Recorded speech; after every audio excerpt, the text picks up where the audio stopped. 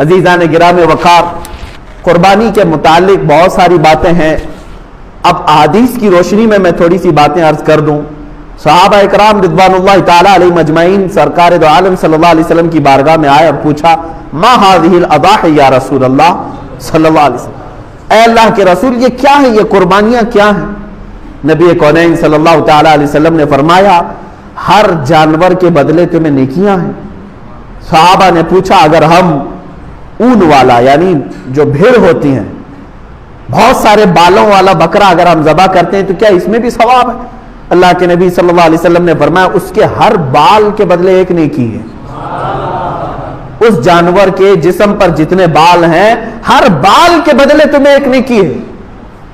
خود اپنی صاحبزادی سیدہ کائنات فاطمہ الزہرا رضی اللہ تعالی عنہا کو حضور اکرم صلی اللہ علیہ وسلم فرماتے ہیں اے فاطمہ اٹھو اپنی قربانی کی جگہ پر آؤ. جب قربانی کرنی تھی کہا کہ تم آؤ کھڑی ہو جاؤ اور دیکھو گواہ رہو قربانی کے. انہوں نے پوچھا کہ کیوں یا رسول اللہ صلی اللہ علیہ وسلم؟ حضور اکرم صلی اللہ علیہ وسلم نے فرمایا قربانی کے جانور کا خون کا قطرہ زمین پر گرنے سے پہلے مولا سابقہ گناہوں کو معاف کرتا ہے، تمہارے گناہ معاف کر دیے جاتے ہیں. تو حضرت فاطمہ نے یہ بھی پوچھا یا رسول اللہ صلی اللہ علیہ وسلم یہ صرف اہل بیت کے لیے ہے یا سارے مسلمانوں کے لیے؟ رسول کریم صلی اللہ علیہ وسلم نے فرمایا فاطمہ میرے گھر والوں کے لیے خاص ہے اور تمام مومنین کے لیے عام ہے، سب کے لیے ثواب ہے کہ تم اپنے جانور کو ذبح کر رہے ہو تو پھر اس کے خون کے قطرے زمین پر گرنے سے پہلے تمہارے سابقہ گناہ بخش دیے جاتے ہیں.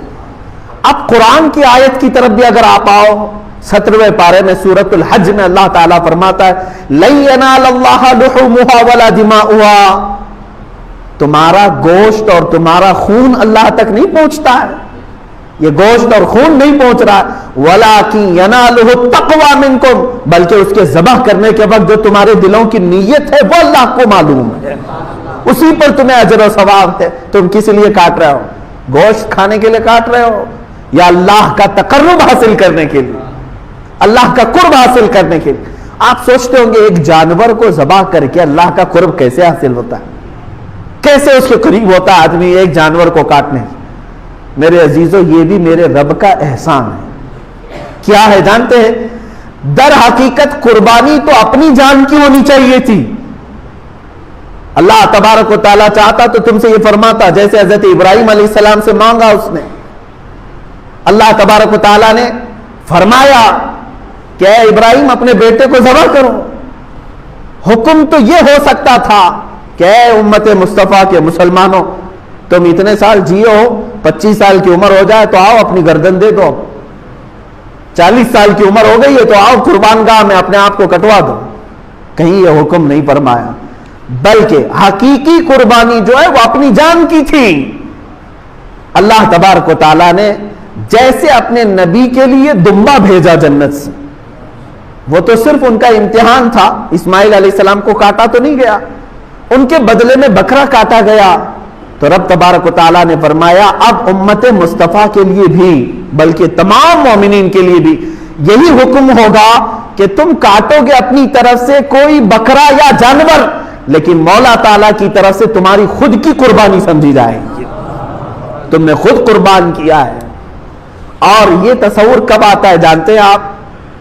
قربانی کا جو اصل مفہوم ہے ظاہر سی بات ہے اب کے زمانے میں یہ تھوڑا سا مشکل ہے. جیسے ہم حصوں والی قربانی لیتے ہیں، ہمارا بیل کہاں کٹا ہم کو پتہ ہی نہیں چلتا ہے. اصل جو قربانی ہوتی تھی وہ ہمارے اپنے پالے ہوئے جانوروں کی ہوتی، یا ذبح کرنے سے چند دن پہلے لائے جاتے تھے. اور اس کے آداب میں یہی ہے کہ اگر تم قربانی کا کوئی جانور لائے ہو تو اسے اچھا کھلاؤ پلاؤ اور اس کو سجا کر کے رکھو، اس سے محبت کرو. حتیٰ کہ بہت سارے ایسے بزرگ ہیں جنہوں نے یہ بھی فرمایا کہ اسے نہلاؤ دھلاؤ، تمام جانوروں سے اسے الگ کچھ نشانی ڈال کر کے رکھو. اور پہلے کے دور میں ہار پہنائے جاتے تھے ان جانوروں، ان کو الگ رکھا جاتا تھا اور سارے لوگ جانتے تھے کہ یہ قربانی کا جانور ہے. ہار پہنا کر کے انہیں الگ رکھا جاتا تھا. اسی سے قلادہ ہے، جیسے عرب میں بھی حج کے لیے جب صحابہ آتے تھے تو ہار پہنا کر کے جانوروں کو قربان گاہ لاتے تھے مینا میں. ان جانوروں کے ساتھ یہ سلوک کیوں کرایا گیا؟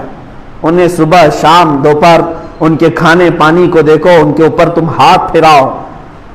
دو باتیں، ایک تو میرے آقا صلی اللہ علیہ وسلم فرماتے ہیں قیامت کے دن یہ جانور اپنے سینگ، اپنے کھر، اپنے گوشت، اپنی کھال کے ساتھ آئے گا، ان تمام چیزوں کے ساتھ آئے گا، اور رب تعالیٰ سے فرمائے گا اے مولا تیرا قرب حاصل کرنے کے لیے اس نے مجھے تیرے دربار میں ذبح کیا، اے کریم خدا اب اسے جہنم کی آگ سے تو حرام فرما دے۔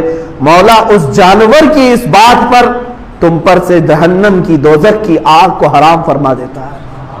یہ بھی حدیث پاک میں ہے کہ یہ جانور تمہاری سفارش کے لیے آئے گا، پہلا یہ۔ دوسری بات یہ ہے کہ جب تم پالتے ہو، اسے پانی پلایا، اسے کھانا کھلایا، اسے سجایا، اسے ہار پہنایا، اور ظاہر سی بات ہے جب کسی سے محبت ہوتی ہے تو اس پر چھری چلانا معمولی بات نہیں ہے۔ اب یہی چیز دیکھی جاتی ہے ذی الحجہ کی 10ویں کو یا 11ویں کو یا 12ویں کو اپنے ہاتھ سے کھلائے ہوئے جانور کو، اپنے ہاتھ سے پلائے ہوئے جانور کو، اپنے ہاتھ سے اسے پھول پہنائے تھے، نہلائے دھلائے تھے، جب چھری چلا رہے ہو تو در حقیقت تم اپنی خواہشات پر چھری پھرا رہے ہو، اور یہی رب تعالیٰ کی بارگاہ میں قبول ہے کہ تمہارا تقوی دیکھا جائے گا۔ اللہ قرآن میں فرماتا ہے لن تنالوا البر حتى تنفقوا مما تحبون، اس وقت تک تم بڑی کامیابی نہیں حاصل کر سکتے جب تک اپنی محبوب چیز کو اللہ کی بارگاہ میں قربان نہیں کرتے، اپنی پسندیدہ چیز کو جب تک قربان نہیں کرتے۔ اسی لیے جانوروں کے ساتھ انسیت ہونا چاہیے۔ آج کے حالات میں یہ سب کے اوپر پابندی نہیں کہہ رہا ہوں، لاگو نہیں کر رہا ہوں، میں تو اس کی حکمتیں بتا رہا ہوں۔ جس کے لیے ممکن ہے وہ کرے، اور جس کے لیے ممکن نہیں ہے ظاہر سی بات ہے وہ دور دراز میں بھی قربانیاں کرتے ہیں، وہ جائز ہے۔ مثال کے طور پر یہاں بیٹھ کر کے اگر کوئی مکہ مکرمہ میں قربانی کا اپنے کسی وکیل کو بنایا ہے، وہاں اگر اس نے قربانی کیا تو تمہاری قربانی ہو جائے گی۔ آپ امریکہ میں کریں، انگلینڈ میں کریں، پوری دنیا کی کسی بھی میدان میں کریں، ان دنوں میں اگر قربانی کیا آپ کی جانب سے تو قربانی ہو جاتی ہے، لیکن جو حکمتیں ہیں وہ اپنے پالے ہوئے جانور کے ساتھ اس کی زیادہ ہیں، کیونکہ اس وقت آپ کی خواہشات کو آپ ذبح کر رہے ہیں۔